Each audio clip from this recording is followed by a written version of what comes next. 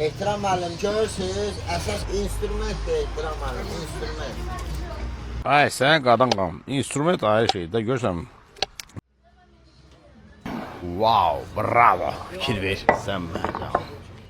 Neçə il içində, mən belə şeyi ya birinci dəfədir görürəm. Başıma gəlməmişdi burada görürəm. 这个，